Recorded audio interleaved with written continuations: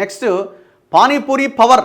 ఏడాదిలో 40 లక్షలకు పైగా డిజిటల్ లావాదేవీలు నమోదు చేసిన ఓ పానీపూరి వ్యాపారట జిఎస్టీ నోటీసులు జారీ చేసిందట. తమిళనాడులో బాగా సంపాదిస్తున్నాం, ఏందా ఇది ఏంది కథ అని జిఎస్టీ నోటీసులు ఇచ్చిందట పానీపూరి బండి ఆయనకి. చూడురి, సోషల్ మీడియాలో వైరల్ మీమ్స్, జోకులు. 40 లక్షల పరిమితి దాటితే జిఎస్టీ వర్తింపు. పానీపూరి మన దేశంలో ప్రసిద్ధమైన ఒక స్ట్రీట్ ఫుడ్. సాయంత్రం అయిందంటే చాలు చిన్న పట్టణాల నుంచి నగరాల వరకు వీధుల్లో, రోడ్ల పక్కన పానీపూరి విక్రయించే బండ్ల ముందు చిన్నపిల్లల నుంచి పెద్దల వరకు బార్లు తీరుతుంటారు. లొట్టలేసుకుంటూ పానీపూరీలు లాగించేస్తుంటారు. ఈ వ్యాపారంలో అధిక సంఖ్యలోనే లావాదేవీలు ఉంటాయి. అది ఎంతలా అంటే తమిళనాడుకు చెందిన ఒక పానీపూరి వ్యాపారికి జిఎస్టీ విభాగం నుంచి నోటీసులు వచ్చినాయట.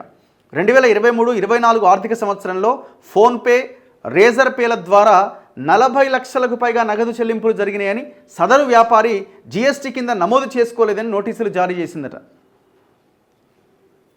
చూడండి, అంటే ఒక ఫైనాన్షియల్ ఇయర్లో 40 lakhs ఎబో ట్రాన్సాక్షన్స్ చేస్తే జిఎస్టీ వాళ్ళు నోటీసులు ఇస్తారనమాట. ఇది మొత్తం సోషల్ మీడియాలో పెద్ద వైరల్ అయిందట. దీనిపైన నెటిజన్లు జోకులు వేస్తున్నారు. ఉద్యోగాలు చేసేవారి కంటే పానీపూరి వ్యాపారం ఆదాయమే బెటర్ అని కమెంట్స్ పెడుతున్నారట. ఎగుమతి అవకాశాలు, విదేశీ సహకారం కూడా అవసరమవుతాయేమో అని హాస్యాస్పదంగా స్పందిస్తున్నారు.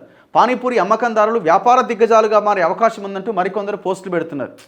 ఇగో ఆయనది చిన్న బండి అవ్వకపోయి ఉంటుంది, అందులో అన్ని రకాల ఇవి ఉంటాయి, పెద్ద షాప్ లాగా నడిపిస్తూ ఉంటాడు, అది ఫేమస్ అయి ఉంటుంది, ఎక్కువ మంది జనం వస్తుంటారు. ఇక పానీపూరి బండి అయిన ప్రతి ఆయన దీన్ని మనం కంపేర్ చేస్తే తప్పు అవుతుంది.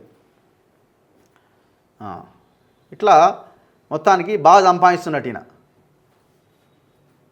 ఇగో డిజిటల్ చెల్లింపుల పెరుగుదల, జిఎస్టీ వర్తింపు. సంప్రదాయంగా పానీపూరి విక్రేతలు అసంఘటిత వ్యాపార రంగంలో ఉంటారు.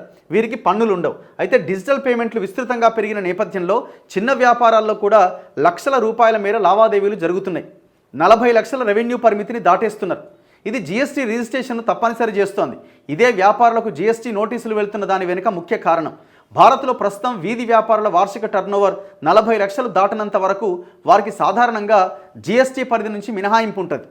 చిన్న స్థాయిలో లేదా పరిమితంగా డిజిటల్ చెల్లింపులను తీసుకునే వ్యాపారులకు పెద్దగా ఇబ్బంది ఏమీ ఉండదు.